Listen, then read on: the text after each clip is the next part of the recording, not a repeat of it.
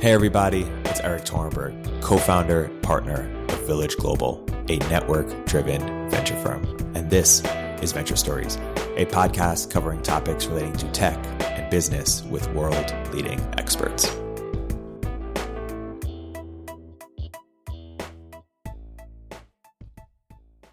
Please join me in welcoming Naval Ravikant, Balaji Srinivasan, and Eric Torenberg to Inforum.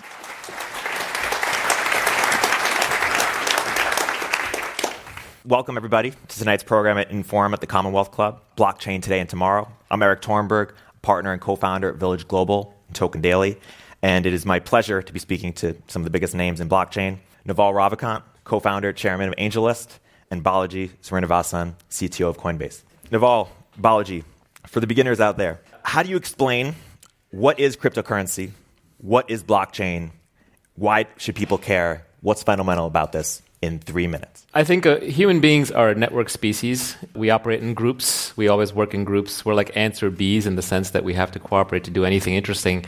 And that's kind of how we conquered the world. But we are a unique species in that we cooperate across genetic boundaries. Everyone in this group is pretty much unrelated to each other, yet we're brought here by common cause and interest. And we're the only species that can do that. And so we build these networks, and these networks in history have to be governed because networks have rules, they have cheaters, they have people contributing resources, and you just have to figure out how to organize them. And historically, the way we've organized these networks is we create a country and we put a king or a president or a ruler in charge, or we have an elite or an aristocracy in charge, or we'll have a priest in charge, or we'll put a corporation in charge, or we'll have a democracy where it's one person, one vote. So these are kind of the ways that we've organized networks throughout human history. And invariably, whoever's at the center of the network just ends up very powerful. Kings become tyrants, elites become aristocracies, corporations become monopolies, democracies turn into mob rule sometimes. So you have to worry about who's in charge of these networks that run our lives. And these networks are very important. Electricity is a network. Phone system is a network. The United States is a network. Money is a network. Your favorite religion is a network. So it's very important who runs these networks. And the last few hundred years, we've created a new way to organize these networks. And those are marketplaces. And whether it's credit markets, debt markets, stock markets, currency markets, markets are a way to organize a network with no single ruler in between. You have a market mechanism doing the pricing and the allocation. And what blockchains are is they're a way to bring this network, this market-based networks into all digital systems, or into many kinds of digital systems. Bitcoin is the most famous one, but there we say, hey, money is too important to be controlled by any one central entity. So what we're going to do instead is we're going to organize it through a blockchain-based network, and we're going to use mathematics and rules to make sure that even though nobody is in charge, nobody can cheat. No one can spend the same money twice. No one can steal the money that already exists. Or Ethereum is a network for running trustless smart contracts, financial contracts, or distributed applications. And we're going to make sure nobody can cheat, even though there's nobody in charge of this network, and we're going to use a market-based mechanism to do it. But unlike a stock market or a market for tomatoes, we're not paying with cash, we're paying with resources. So anybody can enter this network, they can contribute a scarce resource. In Bitcoin, that might be hash power to secure the network. In Filecoin, that might be computing and storage to provide more storage resources for people who want to use the network, like a new Amazon Web Services. You could have a self-organizing network on a blockchain that controls electricity. Like today we have PG&E, Pacific Gas and Electric here, controls who gets electricity. But you could create a solar network where everybody puts a solar grid on their house, solar panel on their house, and they pay into the network with solar power. They get paid back out with solar coin, and nobody's actually in charge, and you still make sure nobody cheats. You could do the same with a network that's allocating bandwidth, so we don't need Verizon to do our cell phones. We could all do it collectively. You could even do a social network that's run this way, so you don't have a single king like Mark Zuckerberg or Jack Dorsey being dragged in front of Congress for hearings as to how they're running the network today. So really what's happening is the internet is moving from this idea. The internet was originally supposed to be a democratizing force. It was supposed to be, everything's going to be equal and even. We're all going to have websites and nobody's going to be in charge. But now meet your new overlords, Google, Facebook, Twitter, Amazon. These are the people really in charge. So what blockchains do is they give us a system for taking networks that normally would have been run by individuals or kings or corporations, and instead making sure that they're leaderless. And that, to me, is what's really exciting about them. I didn't really describe how they worked, but that's kind of more at a meta level. And what's interesting is we're starting with the single hardest thing, which is money. Bitcoin is trying to replace gold or maybe even money at some point. And if you can do that, then you can replace any network ruler. If you can run the network for money without a single entity in charge, when everyone's trying to break it and everyone's trying to steal from it, then in theory, you could make any network decentralized. And that's what I think is interesting about blockchains. Yeah, that's great. Let me take somewhat orthogonal cut on it, maybe complementary. So let's say that you wanted to have a database of all the money in the world. Well, your first requirement for that database would be that some random person can't just update it and award themselves lots of money. Right? Everyone would try to do that. So that database has to first be highly tamper resistant, second, very auditable, and third, it needs to be, in a sense, decentralized so that no one actor can just go and award themselves $1 million, right? And we start enumerating the technical requirements to build something like that. You get something like the blockchain that underpins Bitcoin. And what a cryptocurrency is it's the native money on a database like that. And so once you've got a database that can represent all the money in the world in a tamper-resistant way, such that no one party can award themselves lots of money, well, you can represent other things, not just money, but stocks and bonds and mortgages, loans, derivatives, other kinds of things. Everything from the things that have an analog in Wall Street today, like stocks and bonds, to things that don't, like video game potions or maybe a contract for hard drive space on someone else's computer, things that we wouldn't think to trade on Wall Street.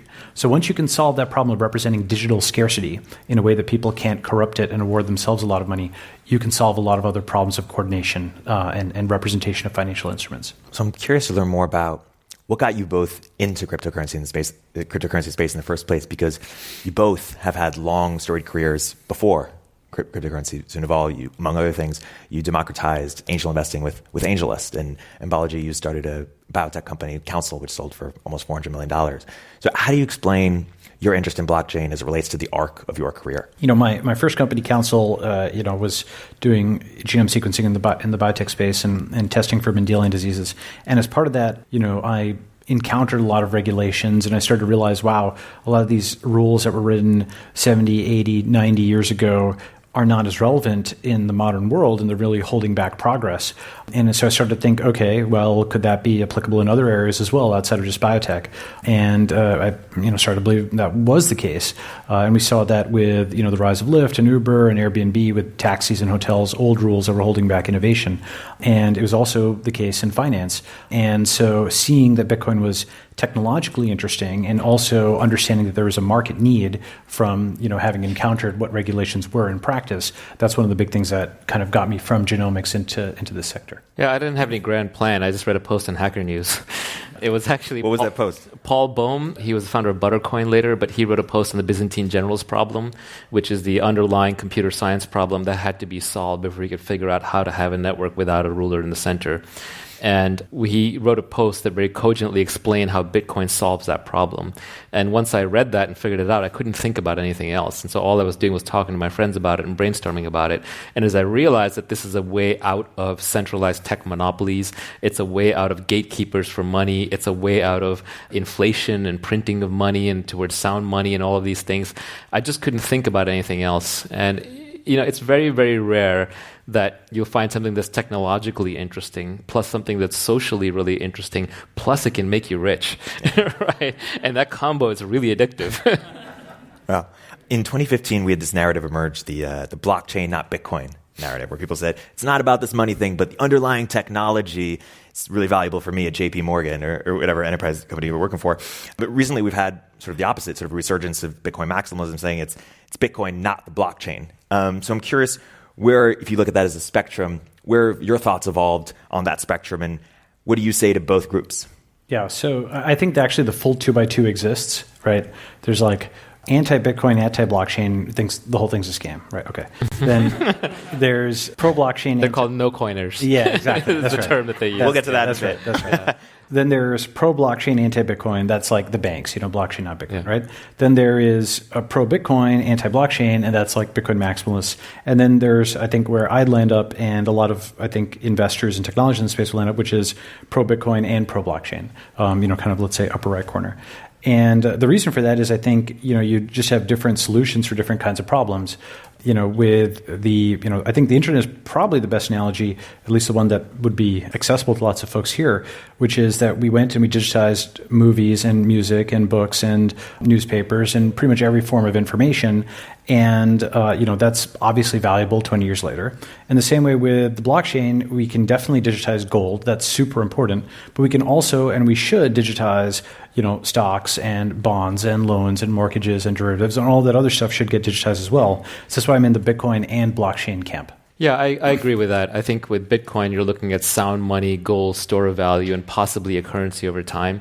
You've also got a set of currencies that do something that Bitcoin doesn't do today, which are the private currencies like Zcash and Monero and Dash and a few others. Because Bitcoin, it's as I think a Secret Service guy called them, prosecution futures. Everything is trackable on the blockchain. You know exactly where every transaction went. So a blockchain, ironically, if it's controlled by a government, ends up like the largest tool for totalitarianism we can imagine, because everything is trackable. And then you've got where Ethereum and a few others are going, which are these Turing-complete blockchains. Turing-complete means they're programmable like computers, and they can, in theory, do anything a computer can do, although it would be more expensive and more slow. So this is trustless computing. And I think these are also very important, and they're very different than what Bitcoin is optimizing for. If Bitcoin tries to be more expressive, more programmable, more like a computer, it actually becomes more attackable, more hackable, and it doesn't want that. So on the other side, you have blockchains that are like Ethereum, which are Turing-complete, computable. They're more attackable, they're more vulnerable. They're not trying to be sound money, but they're the infrastructure on which you can build an entire parallel shadow financial system alongside Wall Street. And I think what may very well happen in this space is 5 years from now, we may see that you may have a whole series of applications on top of Ethereum or the next Turing-complete blockchain where you can do loans and you can do derivatives and you can place all kinds of bets in sort of this global financial market. But you can do things that you just can't even do on Wall Street because Wall Street's not that programmable. You want to create a new financial instrument, you got to go to Goldman Sachs, and a lot of lawyers get deployed, and a lot of accountants, a lot of paper. But here, a 15-year-old kid can hack something together, and then some grandma in Zimbabwe can be betting on that security contract. Now, let's leave the laws aside for a second. But it's theoretically possible. And because in the internet, if it's programmable and theoretically possible, it'll happen. So I wouldn't be surprised if 5 years from now you have bankers who are working at Goldman who basically go to their boss and say, look, that custom derivative or security or bet that we want to do, I can do it, but I can only do it on the blockchain. I can only do it on this infrastructure that has been built parallel. So I have to convert out of US dollars into Ethereum or Augur or whatever the heck tokens I need to use, do that trade, and then come back. So yeah, I'm a crypto maximalist, not necessarily a Bitcoin maximalist. When looking back at our history to understand the future, some people like to look at the history of money to find out where crypto will go. They look at how monies have emerged over time, and the implications of that are that money is winner take all, Lindy effect, such and such.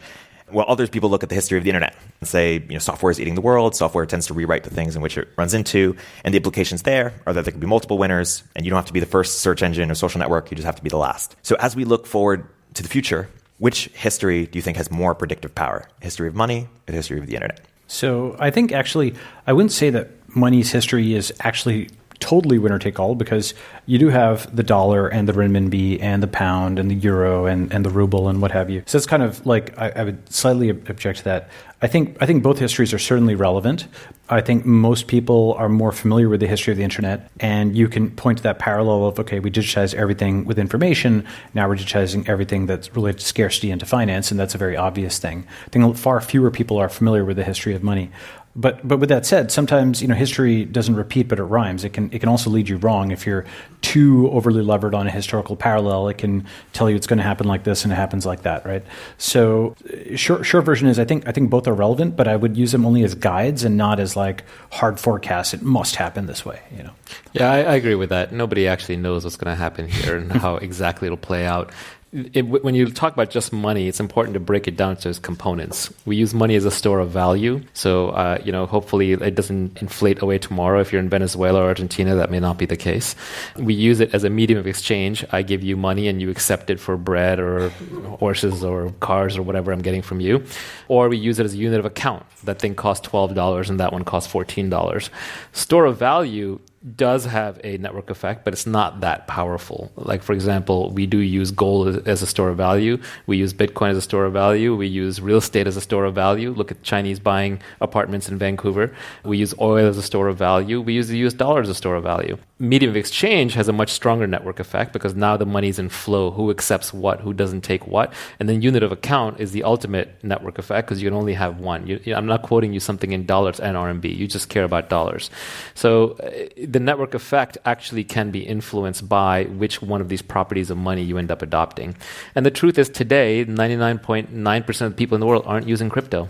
So it's still a jump ball. But I think one of the mistakes that people made in terms of not understanding the history of money is, one, confusing or conflating payments and medium of exchange. Yeah. And two, saying, hey, I'm never going to be able to buy, or I'm not able to buy Starbucks with Bitcoin, thus it must be. Yeah, the use case for Bitcoin may not be Starbucks. Crypto is really good at micro transactions where if, let's say that, today on the internet, we have denial of service and we have spam attacks, and that's because bandwidth is too cheap to meter. But it's not. People abuse it. So what if I have a server that says, hey, you can request a web page from me, but you got to pay me a trillionth of a cent? That can only be done in crypto. On the flip side, and I'm stealing this from Balaji, but it's also good as a Spanish galleon. If I want to send $1 billion to somebody and I want to make sure that they don't have there's no sticky fingers from relayers in between, I would send it through crypto. So it's really good for the micro transactions and the macro transactions. It may not be that good for the human-sized transactions, like going to Starbucks and buying coffee. Right. And even if it isn't good for that, it could still be worth trillions of dollars. Absolutely. If Bitcoin just replaces gold,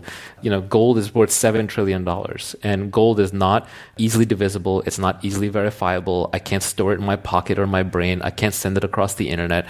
So it actually has quite a few advantages over gold. But unlike gold, it is trackable. Unlike gold, it's easier to hack remotely on the internet. So it's got other issues. And gold has the Lindy effect, as Nassim Taleb says. It's just been around for a long time, whereas Bitcoin is only a decade old. So we still have to see, it hasn't been fully tested. We have not seen sovereign nation states attack Bitcoin with all of their resources yet. Yeah. I feel like I'm shilling Bitcoin, so I should specify that this is not investment advice. None of this is investment advice. Yeah. If you were an investor in crypto, you would have lost 20% of your money in the last 24 hours. So, one thing just to complement that is, I think just taking the internet analogy for a second, voice over IP was an application of the internet, but not the application. And in fact, it's probably one of the ones which has arguably one of the least improvements over the pre-internet status quo, because we had working phone lines and you could call somebody up and so on, right? Not to say that Google Hangouts or whatever isn't useful, but it's like a nice-to-have feature, not a must-have. Whereas things like search or a bookstore that had an infinite number of books were a true 100x or 1000x over the status quo. I think one of the reasons that digital gold is really important is it didn't really have competitors in terms of where the financial system is right now, because most people are not carrying around a brick of gold. It's like truly something that was a 10 or 100x improvement over the status quo. Versus paying at Starbucks, there's like 15 different options to that. There's your MasterCard, there's your Apple Pay, there's your Square terminal or whatever. And so there's reasonable options there. And so I think eventually crypto will get into that niche. That's like one of the very last things. It's like VoIP as opposed to one of the first things. I want to hear more about what applications outside of money you're most excited about within crypto. And, we focus on often 10-to-1 use cases. Something becomes much cheaper, like email versus snail mail. But I'm curious as to the 0-to-1 applications that unlock a fundamentally new capability, like the internet with Wikipedia, or, phones, you had cameras and now you have Snapchat, or you have GPS and now you have Uber. What are the 0-1-to-1 applications going to be for crypto? Some of these are less sexy and less fun, but they're very infrastructure related. Routers, metering bandwidth, metering disk space and compute in distributed storage and computational grids. You can imagine that 10 years from now, the question of where do you host your website will be a nonsense question, because you'll just say on the internet. Right? I just write the piece of code, I drop a fraction of a crypto coin into it, and then it goes and it buys the file storage and it buys the compute power and it buys all the pieces that it needs to instantiate itself and serve whatever customers show up on the web. So I think that's one interesting use case. Just micro transactions that current money can't address. On the flip side, I think there is the sound money thing, which is played up, but it's the revenge of the Swiss bank account. So it's the ultimate safe haven. If the Jews have to leave Vienna today, they're not carrying gold out. They're carrying Bitcoin out. So I think that's another example. A third one would be, I think, setting up large distributed networks that are kind of bootstrap themselves. And I mentioned solar power earlier as one. Bandwidth would be another, so replace Verizon with a distributed grid of Wi-Fi access points. You could even have self-driving cars. If you had a future, we have a lot of self-driving cars driving around and they're communicating with each other. You could see them paying each other for rights of way. I want that stoplight green right now instead of red, and you bid against each other, literally. Congestion pricing on the fly, very efficient. Again, these are not super sexy end-user applications, but I think these are ones that are uniquely enabled by cryptocurrency. And then finally, there's a set of things that maybe we want to see exist, but the governments of the world, for whatever reason, don't allow them, but are legitimate applications. Like a lot of economists would tell you that prediction markets working across the board would be incredibly useful for society. Yet, because of they get caught up in sweepstakes laws and sports betting rules and this hodgepodge of state laws in the U.S. and international laws, you don't really have working prediction markets. They can't get the liquidity to make accurate predictions. And if we could have good prediction markets, then we could start posing them questions like, what is the best way to address climate change? Is it A or B? And the prediction markets can opt into that. Actually, they're not good for that one, but there's others. It's hard to test that one. Cool. So I was trying to explain Bitcoin to my mom. I should have used the Jews in Vienna. She would have loved that. And I was explaining sort of the tribal nature of it, explaining Bitcoin versus Ethereum. I was explaining Bitcoin versus Bitcoin Cash. I was like, Mom, there was a civil war. People aren't playing around here. Everyone versus Ripple, and all these various sub-battles. And it was interesting here. I say this all to say that crypto is not just a technology phenomenon. It's a social phenomenon. It's a religion. Yes. And the social phenomenon, the religion, is perhaps just as interesting and fundamental as technology. So how do you make sense of blockchain as social? Like, why is it captured the hearts and minds? I can take that one. I think the thing is that, when I first described it as talking about the blockchain as a kind of database, right? And it is that. But it's not just about the reads and writes to this, digital data structure. As or even more important are the reads or writes to all of the brains around the world to make those people value that, entry in the database as money. If you think about it, everybody's had a right to your brain many times since you were a kid to value a green piece of paper as valuable, whereas a blue one would not be, right? And you kind of take that for granted. Why is this money and why is this not? Well, there have been rights of software to all of our brains to do that, right? So as much as this is something which is writing software, it's also writing intellectual software to people's brains. And the reason that this tribalism happens is because that early group of folks who had those rights to their brains to say, okay, I can value entries in this database as being money. Well, there's a huge incentive in flipping those folks to one side or the other because they're already, over the hump of thinking of this stuff as money, right? So that's a good customer acquisition strategy. This is one very meta way of thinking about it. These folks have already gotten into the blockchain space, and a huge part of it is making folks valued as money. So different tribes compete for them. That's one way to think about it. Yeah, it is a form of politics because if you zoom back, these are ways of governing networks. One big way we govern networks is countries, right? So the moment you're talking governance, you're talking about who's in charge, how do you run it? Do the developers run it? Do the so-called miners who are providing the resources to run it? Do the users run it? Do the exchanges that are in the center run it? And so there's just like a big tribal fight over the whole thing. And unlike in a normal country where tribes are fighting, like say Democrats and Republicans, or if you've been on Twitter, there's a war on. Everyone's fighting, but they're fighting, but they can't. A revolution is unthinkable, right? We're not going to take guns and go in the streets and split the country in half. But in crypto land, it's so easy to fork. You basically just take the source code, you create another copy, and now everybody who wants to be red goes over here, everyone who's blue goes over here, and now it's a shooting war between the two different factions. So that just happens in crypto all the time. So the downside is the moment you have digital governance, revolution is really easy, splintering, factionalism, tribalism is really easy, and so these wars come very much out in the open. But on the other hand, it's also sort of a good thing because everything is being tried, as opposed to like in the US, we elect a president for 4 or 8 years, we head in one direction for a little while, then we tack back, we head in the other direction back. Here, we have to keep choosing. In crypto land, you don't have to choose. Everybody can fork off at any time, wherever they want. And, if we could do that in the real world, that would be kind of an interesting experiment. Yeah. We kind of already do. You fork to San Francisco or you go live in Texas, right? Yeah. No one specific in mind. You mentioned religion. I have to ask about it. Crypto is religion. Unpack that a little bit. And who are the priests? Who are the deacons? Who are the clergy? Like, paint a picture for us. I'll change that analogy a little bit. the priests, the religious fanatics, the Jesuits, the Spanish Inquisition here are the crypto people.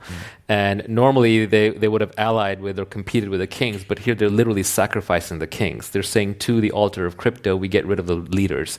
So crypto is just another part of the grand trend line of the internet, which is getting rid of the gatekeepers. So the internet was supposed to get rid of all the gatekeepers. I keep going back to this, sorry to keep harping on it, but it's a peer-to-peer network underneath. It was supposed to get rid of all the gatekeepers. But now who are new gatekeepers? ICANN is the big DNS gatekeeper. Google is the search gatekeeper. Twitter and Facebook are the social network gatekeepers.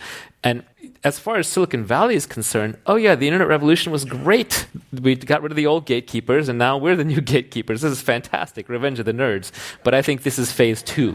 This is saying, no, now let's get rid of the next set of gatekeepers and keep getting rid of them until there are no more gatekeepers. Yeah. One thing, as I look at this social phenomenon, I think there's sort of a core idea that unites us all in that power needs to be more diffuse, more equally held, and that technology and market mechanisms can play a critical role in achieving that goal. But I think what the blockchain community has not clearly articulated is what that society needs to look like or how that becomes possible. It's sort of technology that points in a vague direction, but not what it means or what it would look like. How do you respond to that?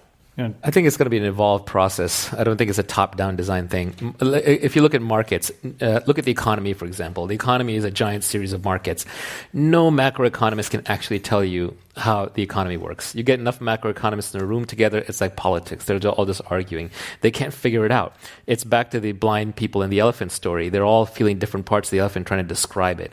So crypto is like that. We've created something that's larger than just us. It's just like the internet. It's larger than us. It's like the economy. It's larger than us. You have to describe it, observe it, evolve it, and try to keep up with it rather than trying to top down say, oh yeah, this is how it should work and this is the vision we're all heading towards. I can give some, without getting into the macro of it, I can give some examples of things I think will happen at the micro level that may be interesting. One is I do think that crypto will, in the medium to long term, result in what I call instant jobs, right? So right now, you can just land on a website and you can go and post, like a forum or Facebook or Twitter. You can just go and post information, publish information. We take that for granted, but that's a huge thing relative to, say, 30 years ago when it was very hard to go and get a printing press and paper and distribute information.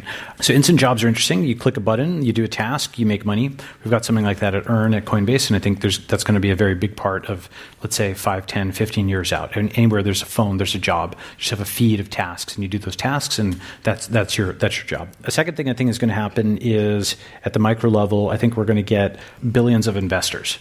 And this is actually something that I think is now kind of an obvious thing that's going to happen, but has been under-remarked on.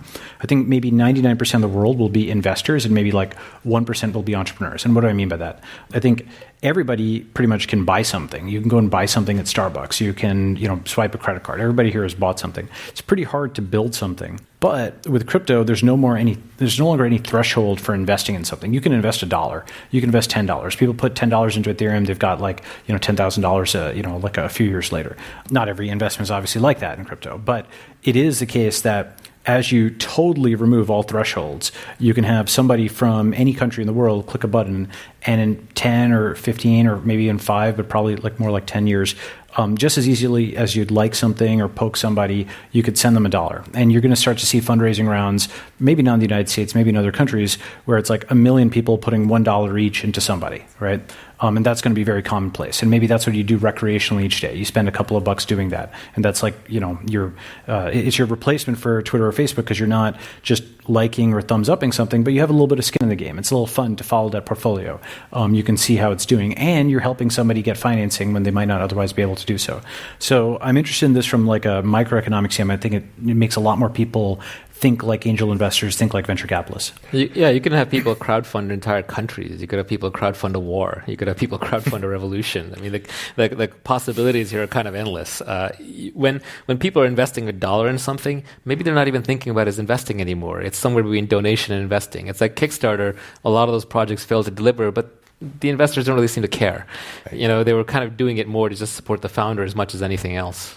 One comment I'd have there, though, if you did try to crowdfund a war, I think you'd have a lot less war because I think people wouldn't pay for it as easily. That's true. Yeah. It's easier to fight wars with other people's money. Yeah. Nassim Taleb made the good point recently that historically, warmongers, people who declared wars had skin in the game. They had to go fight at the front of the war. But today, you can be sitting at your desk in Washington, D.C. or in Moscow, and you can launch a war and you never have to fight in it. And you hide the cost by just paying money. You print money. It's worth double-clicking on something Balaji said, which is if you had invested in Ethereum at 3 cents, whenever the ICO was, that's a 30. Whatever, 30 cents. You would know perhaps that was a better investment than investing in Facebook or Google at the seed round. Yeah, it's true. 700x within 2 or 3 years, fully liquid. Yep. Say more about some of the. So don't worry, you guys didn't miss anything. say more about some of the. And it was open to everybody. Yeah. And ironically, the people who missed it were the venture capitalists. Yep. Yeah, there's some karma or some great irony there. Talk more about what society looks like in a world in which everyone's an investor. There are way more investors, and I'm particularly interested in because the life of the average American. Yeah, first it looks like a giant casino, right? First it goes completely crazy while everybody loses money. everybody scams everybody. A lot of people that lose lady money. at the slots. But you kind of have to let them go through that. It's a learning curve. It's like it took a while before the Securities Act came along and divided penny stocks from public stocks and what was considered legit and what wasn't. So it'll take a while for people to figure it out, and there'll be some money lost along the way, but it's a global learning curve. It's distributed across 7 billion people. It's happened very quickly. I would argue that, the recent downturn has been great. Crypto's had 75, 80% of its value wiped out. Some of these coins are down 95% and will fully disappear. That's good because it's going to teach people that, you can't trust everything you read on the internet.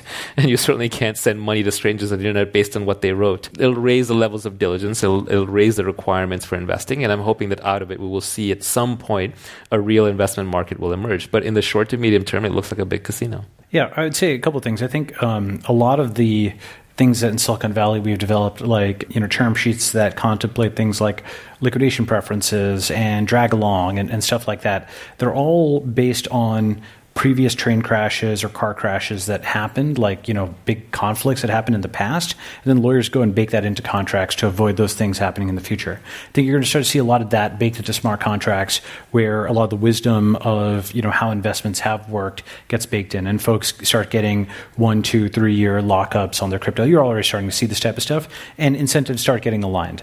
And so I'm, optimistic in the medium term that once you've got those contracts out there and folks have done diligence on them and they've proven that they're also in for the long term alongside you, then you're going to be more likely to listen to their recommendations on the coin and then you'd buy in. So I think that's a process, but I do think there's a light at the end of the tunnel. Yeah, long term, you'll see that a lot of these crowdfundings online, to the extent they still happen, will require that the money goes into smart contracts that then very carefully bleed out the money to the developers or people as they hit milestones that are verified by third parties or held in escrow, and that as revenues come in, taxes are automatically paid and pieces are siphoned off and dividended to the investors and so on. Ronald Coase, the economist, famously said that a firm is just a nexus of contracts. And you can take the nexus of contracts here and you can program the whole thing. You don't necessarily need lawyers and bankers and judges watching every little piece. For a lot of the simple stuff, you can just have it be on Rails. And the first company that does it, because it's open source, the second company will just copy it and copy it and copy it. You won't have to reinvent the wheel. It's just like with code. It'll create layers and layers that people will build on until our kids will probably, to them, creating a company will be, they'll just hit one button and like a whole series of smart contracts will fire up and a company will get created. And they'll drag and drop in who's an employee, who's an investor, who's owed how much. And you'll be able to run this completely distributed, virtual, auditable, trackable, trustless company without needing armies of lawyers and judges. Yeah, and actually just to kind of emphasize that or drill into that, when you go and buy a car from somebody, right, they sell it to you, and the most important thing they're selling to you is, the keys. You put in the keys and the car turns on. Great, you can go with it, right? When you go and sell a company to somebody, it's not yet a machine like that, right? The owner can't just leave and you can't just operate it on your own. There's all of this hidden knowledge and, how to give this instruction to this person, what's the context of this contract, etc. The more and more of that we can encode into a nexus of contracts, a system of smart contracts, the more salable and liquid a company is, because it's like a machine that you can just sell for its future cash flows, right? And I think that's going to start with just basic websites like, let's say, a file conversion service or something like that. That's the kind of thing where you can start to imagine, okay, it's got this many visitors a month. It's just code that executes on inputs and returns outputs. That's the first kind of thing I could imagine that starts to get sold in this fashion. But then over time, more and more complex companies start to become machines like cars that you can just sell and then operate without the owner. So if the firm goes away or the way we understand company building becomes radically different, what skill sets are now needed much more in order to thrive in a new blockchain economy? It's the same skill sets that are always needed. Anything that a computer can eventually be trained to do, a computer will do. And the things that computers cannot do and probably will not do in our lifetimes, I'll take the other side of the general AI bet, is they can't be creative. So at the end of the day, you want to be creative. You want to be learning skills to create new things. Entrepreneurship is one instantiation of that. Art is another. But anytime you're solving a new problem, you're going to get paid for that. I forget who said it, but famously said that in the future, either you're telling a computer what to do or a computer's telling you what to do. And you don't want to be on the wrong side of that transaction. So it's much better if you can be creative and then you can teach a computer how to do it rather than computers giving you instructions to do the last set of things that computers can't do yet. One question a lot of people ask is about regulation. But I want to ask a sort of slightly different question related to it, which is if you assume that a key role of governments and regulation in market economies is to correct for market failures, in a decentralized economy, how will you correct for market failures? Or is part of the crypto thesis that there are no true market failures, only distortions created by regulation itself? I think that people want regulated markets in the sense that they want some trustworthy actor to ban bad actors and impose some form of quality rating on the system, those are two different things, by the way. Banning a bad actor is not the same as that's like a 0-star actor versus giving 3 stars to a well-intentioned but maybe not amazing good actor. So they want regulators to do this kind of thing, but the form that regulation can take, it could be a national regulator or it can be an international regulator like an Amazon, an eBay, or a Lyft, or an Airbnb, which have star ratings, they have reviews, they have reputation, and people consult them and look at those star ratings prior to buying their products. It doesn't have to be a national regulator. It just has to be some trustworthy source of reviews and reputation that can deplatform bad actors. And so I think what's going to happen with the crypto space is you're going to see a wide variety of different kinds of review and reputation and other kinds of sites arise. We're already seeing this. And then those that are good enough will either be subsidized by crypto transactions or will be good enough that people will pay for, just like the current market for buy side and sell side advice. So I think that will arise, and then we'll see whether more is necessary than that or whether that's a whole area in its own right. Yeah, and to the point of if a certain crypto economy has a market failure, it's poorly designed and it's not allocating resources properly or people are getting cheated, they'll leave. They'll fork it or they'll just go to another one. There's a Cambrian explosion of crypto experiments out there, which makes it really, really easy to hop around. And when you look at the price of one of these, it's basically how much trust people have in it right now. I can add to that also. I think one thing that's an interesting concept is sometimes you have a period of tolerable anarchy. So, for example, with email spam, it got really bad, and there were all these vigilante-ish approaches that were proposed. And then, finally what actually did work was a mathematical solution, Bayesian spam filtering, which maybe didn't solve 100% of the problem, but solved most of it, with Gmail's, spam filters. And sometimes if you have somebody intercede too soon, they can lock in a solution that's not necessarily the optimal one. Like another example is in terms of spectrum auctions. Much later we developed things like CDMA and technologies that don't require this government spectrum auction of, frequency division bandwidth, but those weren't available, and we locked in a solution based on regulation rather than tolerating a period of anarchy and letting technology develop. Or like right now with investing rules, we have a locked-in solution called the Accredited Investor Program, where you have to have $1 million net worth, and then you're allowed to invest in a lot of private assets.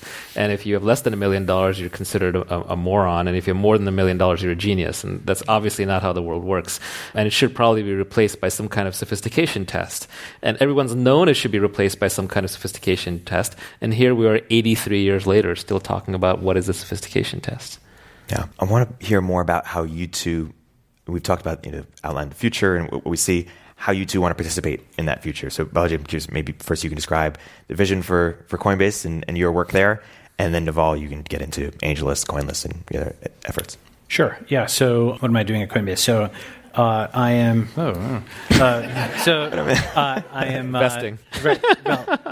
Driving the addition of new assets first and foremost. The integration of earn and making that something that I think maybe you'll be able to earn as well as buy and sell at Coinbase, and then a bunch of other cool projects I can't talk about too much, and then doing a bunch of things with Coinbase Ventures and investing in a lot of the companies that are coming up. And talk broader about the vision of Coinbase. Build an open financial system.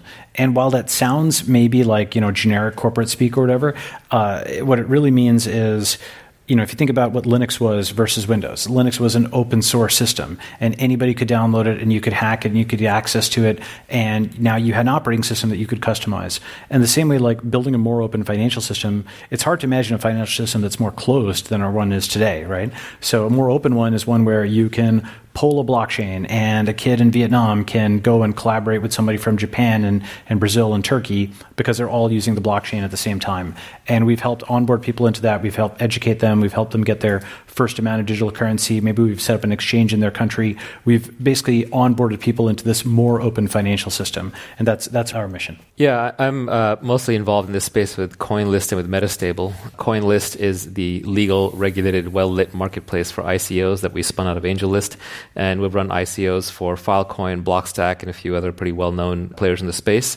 Now also doing legal compliant airdrops. So we just ran the Definity airdrop. Airdrop being when they're giving out coins to influential people like developers who they want supporting the project. And then with Metastable, we're the oldest cryptocurrency fund that bought anything other than Bitcoin. And mainly there we back teams that are building, that are improving decentralization and scaling for new protocols on blockchains. So we're investors in Chia, Basis, Coda. You may have heard of a bunch of these, but a ton of them. And we're always in the first round. And what we try and do is we have a highly technical team that works with the companies to basically look at solving fundamental protocol challenges. I don't think we're quite yet in the phase yet where somebody can build large-scale working applications on blockchains. You may not have caught this at the beginning, but the solution to how to make sure somebody doesn't run off with your money in blockchain land is everybody keeps a copy of the entire database going all the way back to the beginning of time. It's incredibly inefficient. So blockchains just don't scale well. You trade off decentralization and survivability for scalability. And so now there's a whole generation of startups that are trying to solve the scalability problem. And so we back teams that do that. You've also, of course, started AngelList. And AngelList, among other things, really tried to democratize venture capital, democratize investing in startups. I'm curious how you think about inequality as it relates to crypto blockchain, wealth inequality, social inequality. Yeah, I mean, you got to unpack the word inequality because some people use it to mean inequality of opportunity and some people use it to mean inequality of outcome. So equal opportunity is, the American dream. It's, in theory, if the American dream works, we all have equal opportunity to get to wherever we want with enough effort. But equal outcome is quite the opposite. I mean, that's what you get in North Korea, right? So you have to be very careful about differentiating between the two because free people make free choices. And if you make different choices, you'll get different outcomes and they will be unequal outcomes. And now we're living in an age of tremendous leverage. So if you make the choice to start a social network while you're a student at Harvard, you might be Zuck and you might make billions of dollars. But if I make the choice to start, like a location tracking network, 3 years ago, that goes to zero. Or if I make the choice to go study medicine, that's unleveraged. So we are seeing very unequal outcomes because of the huge amount of leverage in the system. So I think that what blockchains do offer is they do offer equal access. Anybody can go and contribute to the Bitcoin blockchain or the Ethereum blockchain. Anyone can contribute code to it. Anyone can contribute resources to it. And I'm not even just talking about good old-fashioned inequality or equality of opportunity in the USA. I'm talking about globally. I'm talking across all ages. I'm talking about a 14-year-old kid who's sitting in Bangladesh can contribute to the Bitcoin blockchain. So you want to talk equal opportunity, they have equal opportunity in that regard. But on the other hand, in no way does it promise equal outcome. It's a meritocracy, and meritocracies have winners and losers. Yeah, I'd cut the problem slightly different. I mean, complementary, which is inequality is typically concerned with, let's call it centralization of wealth. And within crypto, people are often concerned with centralization of power.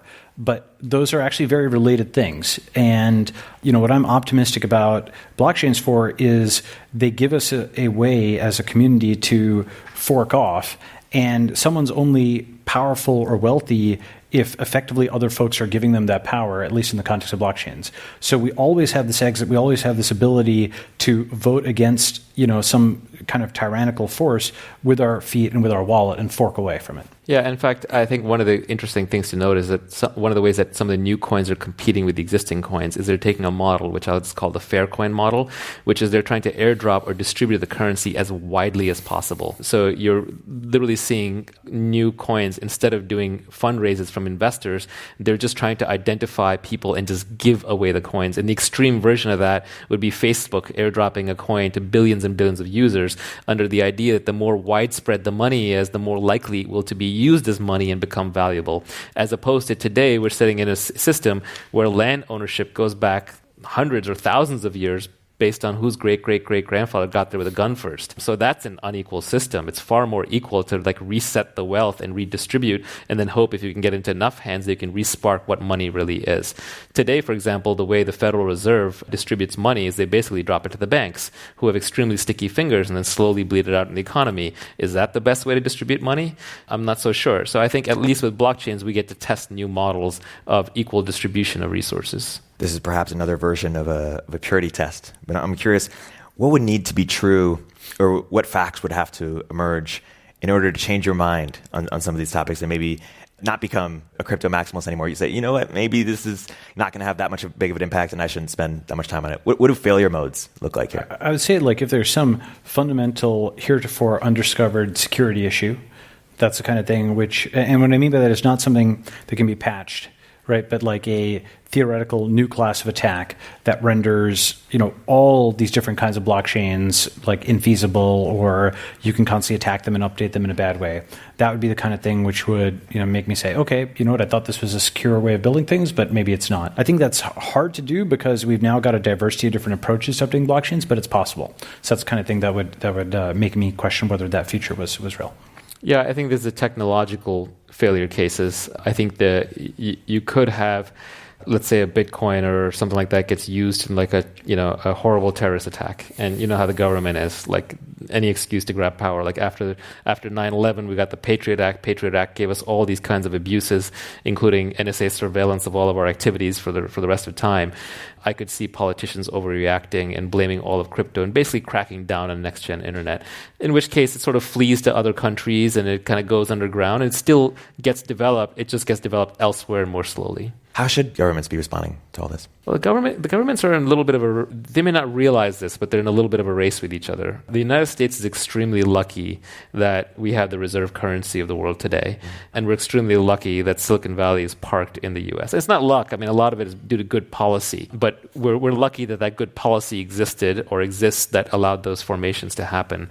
And I think in crypto land, what we're basically saying is at least big chunks of the next generation of the internet, and possibly what is the next definition of money, is up for grabs. Like if I was running a little Singapore, I would strongly consider just buying up a bunch of some cryptocurrency, probably Bitcoin, but if it's too expensive, maybe I'll just make my own, and then make sure we have all of it and make it legal tender, and then make it available to the rest of the world. So then all of a sudden you have a cryptocurrency that has a lot of usage, and other people in the world can adopt and use as sound money. And by being the first adopter here in a big way, the country would end up just making trillions upon trillions of dollars equivalent, and would probably become the new reserve currency after the US dollar. So in some light sense, the countries of the world are in a competition against each other, but it takes a big leap. So I would mostly agree with that. I also think there's a big mental shift you make when you go from thinking of the government to a government, because there's more than 100 governments in the world, right? Depending on how you count it, more than 70% of Silicon Valley is made of immigrants.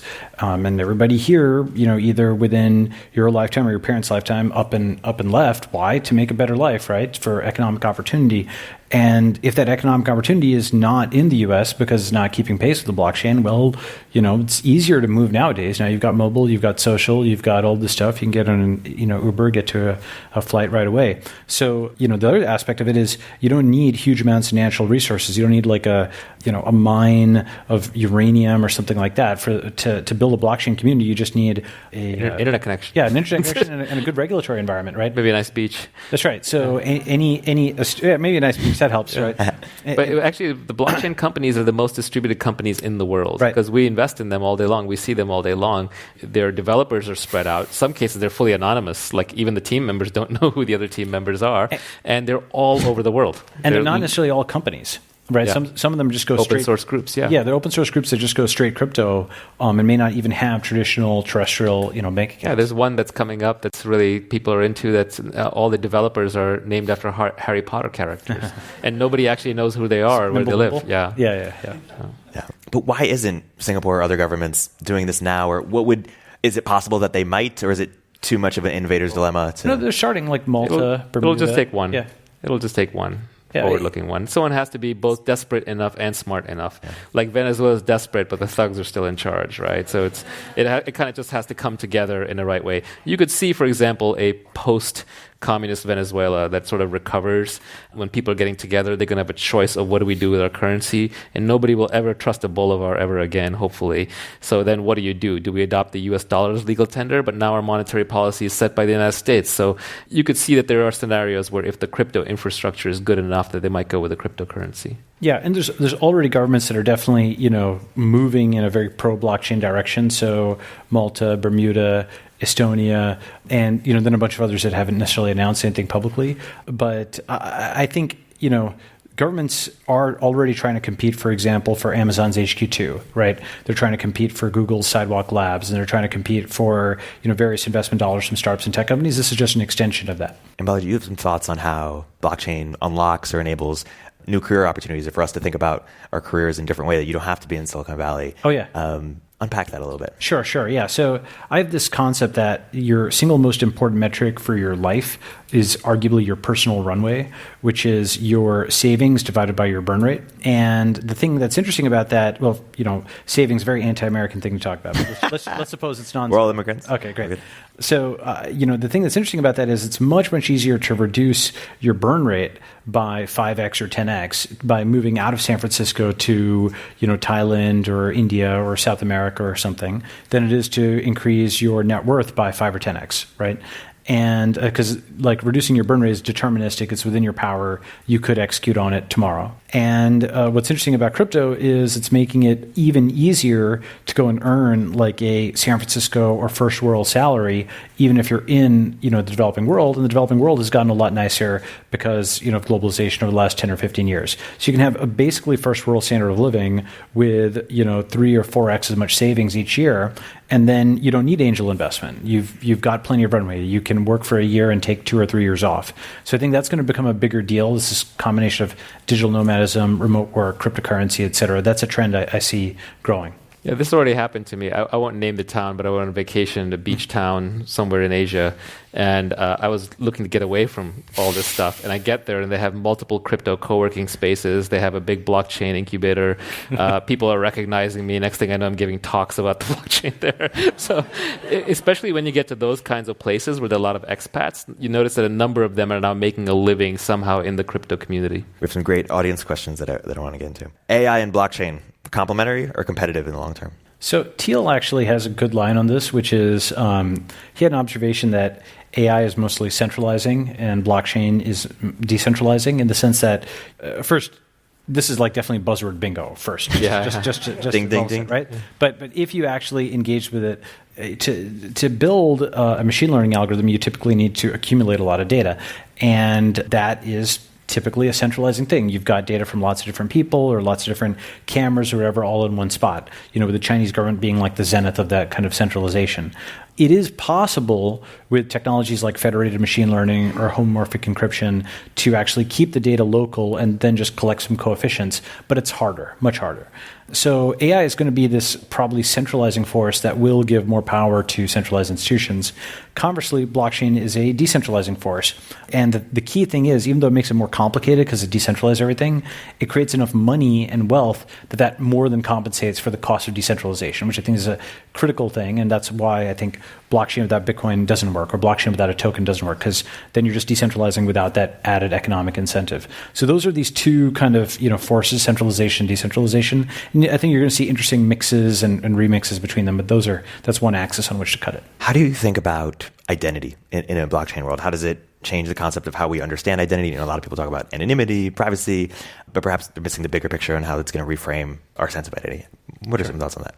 I'll let you dig into it again, but I think at a very high level, you can have identity, you can have your wealth tied to anonymous identities in the blockchain world, which you can't do in the real world, or it's much harder to do in the real world. And then also in blockchain land, you can actually own and control your identity. Today, our choices for identity ownership are the government, which like leaks social security numbers left and right, credit card companies, every waiter has your credit card, or it's Experian or whoever who got hacked and lost everything. It's Facebook. You trust Zuck with your identity, right? He'll sell you for like a 10-cent click ad. So all the ways that your identity gets held out there are just sieves. Like you don't actually own your own identity. Anyone here who's been the victim of identity theft knows how incredibly frustrating and useless it is trying to like regain your identity. And then we talk about biometrics where, somebody lifts your fingerprint once and your identity is stolen for life. So I think we have a big problem where in a world where we have digital assets that our identities are all over the place. And the good news about crypto is that to secure your digital assets properly, they've had to build tools that are very, very good for preserving identity. So we're going to see a lot of effort spent by a lot of crypto entrepreneurs to bring personal ownership of private keys, identities, and passwords to the masses. And that's one area that I'm really excited about over the next decade. So if that happens, it's not just for securing your Bitcoin ownership, it's also for securing all of your identity data, including your medical records and your credit history and all those kinds of things. That's right. I think your crypto private keys are going to be an anchor that brings a lot of stuff local. And that doesn't mean the cloud goes away, but what it might mean, for example, is that your private keys encrypt a lot of your data in the cloud and only you can view them or only you can compute on them or something. One aspect of having private keys be local is that, an identity system is effectively built into every cryptocurrency because it's as if you have to sort of present credentials. You need to sign a transaction before it can be broadcast and accepted by the network. And that process of signing it is effectively an identity verification step. And so we can build a lot of stuff on that primitive. Just like, your credit card might be looked at by the person at the counter and they just see, is that actually you? This step of identity verification can be used to set up new kinds of social networks, right? Where you're pseudonymous, but your balance shows that you're actually, an actor with some investment in it. You're not just a troll. You've put, 50 or $100 into a token governing this network. And now there's less incentive to just go and a character assassinate people because they have no character to assassinate. You just kind of have to discuss ideas, right? And you can pseudonymously troll them, but it's not, where's the fun in that, right? So I think that this entire concept is something I call like the pseudonymous economy. I think in 20, 30 years, it's going to become much less frequent to put your, quote, real name on the internet. It's like putting a social security number out there or your personal phone number. It's this global identifier by which all the people who need to know it, and the people who don't need to know it can just use a pseudonym, maybe a realistic sounding pseudonym, but they wouldn't know it wasn't your real name, but they don't actually have that handle that kind of grabs you and that they can pull the database records on you. We talked about blockchain and AI. I'm curious how you see blockchain intersecting with other emerging technologies, whether it's virtual reality or Internet of Things or even something like quantum computing. Yeah, it's buzzword bingo. Quantum computing gets brought up as like, oh, this could break blockchain and encryption. Not really. There are already quantum-resistant hashing schemes out there, and in a very deep physics sense, quantum computing may actually help blockchains because it turns out that doing the hash function and entangling things is easier than detangling them, even in quantum computing relative to normal computing. So it gets brought up as this, what about quantum computing thing? I'm not worried about it at that level. With VR, it's actually really interesting because VR is about, now we're in digital world, and I'm sure many of you have seen or read Ready Player One. The foundation of a digital world is a digital economy. And if you want a digital economy, then you're not going to sit there in your digital economy and swipe a credit card and wait for it to go to Visa or MasterCard or PayPal, right? It's got to be like programmable. It's got to be part of the whole ecosystem. It's got to be permissionlessly programmable. The internet, especially if it's going to dominate our lives to that extent, is going to have its own native money, right? Do you imagine that 100 years from now, the internet not's going to have its own native money, but it's still going to be using dollars and RMB or people shipping bricks of gold around? Of course not, right? So I think that a true functioning virtual reality ecosystem, which is probably, 1 to 2 decades away, so it's still a little far out, will require its own native programmable electronic money, and crypto is the way to do it. Yeah, let's play it out. 1 to 2 decades away, 20 to 30 years, even further. Who are the big winners and losers? Or what types of players are going to be the big winners and losers? So I think, winners hopefully will be the world in the sense that You're going to have way more people able to get jobs, raise capital, trade without banking fees, incorporate, exit, start companies and invest in companies. All of that type of stuff, I think is going to become much, much more widespread. In terms of, folks who might be on the other side of it, well, I definitely think Wall Street's going to get a run for their money, from all of this. And, some of the firms are smart and they know that blockchain is important, and others, they're not yet there. And then, we'll see what happens. I'd say almost you have a form of governance right now that doesn't require rulers or central actors anymore. So anyone who's made a living as a gatekeeper is going to get hurt. And on the converse of it, anyone who was kept back by a gatekeeper gets helped. But it's a very fuzzy statement, right? It plays out in a million different ways. For the builders in the audience, for the engineers, for the people who are either starting to build in the space or perhaps they work at, Facebook or Google and are curious about the space and want to get into it, what's your sort of call to them? Like, where do you want to see them building, experimenting, innovating? What's your call to arms? I think the best way to get into it is, if you're a developer or an engineer, is start understanding the blockchains themselves. Go contribute to some of the open source code bases. These are all open source, and they're always looking for volunteers and contributors. And it's amazing how even some of these incredibly large blockchains that have tens of billions of dollars riding on them will have a handful of developers. You can count them on one or two hands. So just people diving in, helping out, it just takes a small number of people to make a huge difference. And it automatically makes a name for you. Like if you're one of the Bitcoin developers today, you've got any number of career opportunities, whether it's at a hedge fund or whether it's at an exchange like a Coinbase or wherever. People want to work with you. So it's the ultimate. 25. It's the ultimate resume. You could be 12. Yeah. Right. It's you could be a Harry Potter character. It's the ultimate resume. Yeah.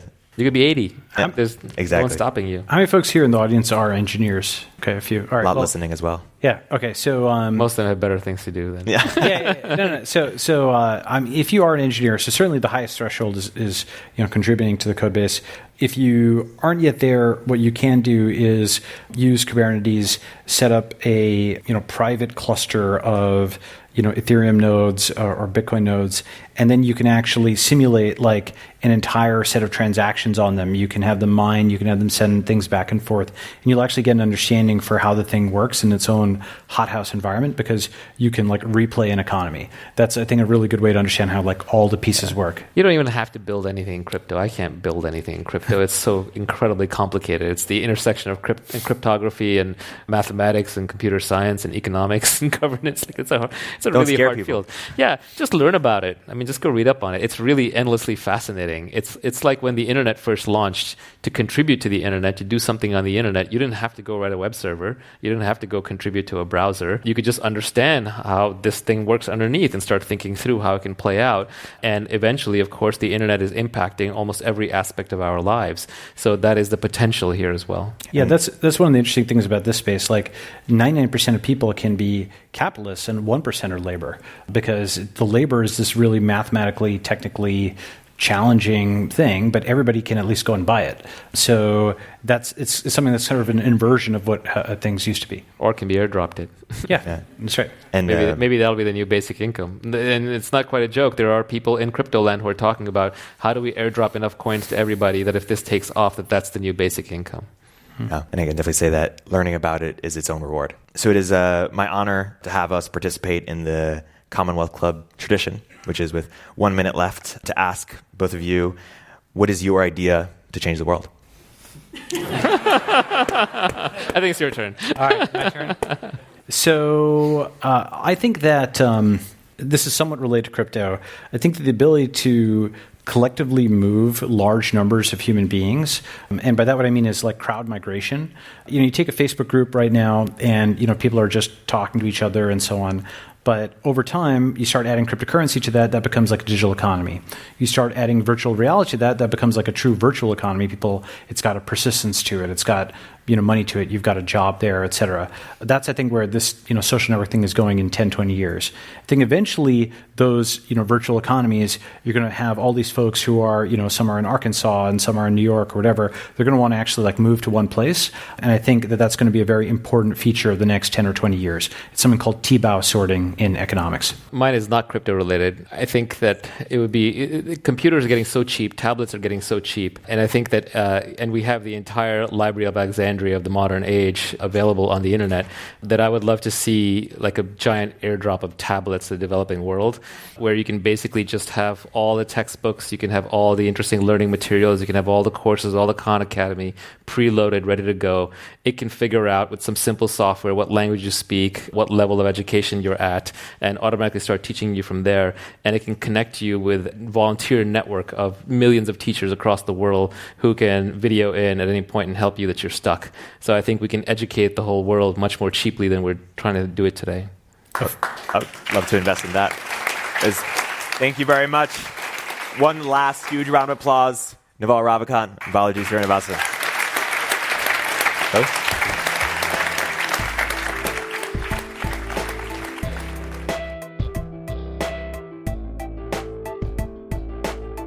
If you're an early stage entrepreneur, we'd love to hear from you. Please hit us up at villageglobal.vc/network catalyst.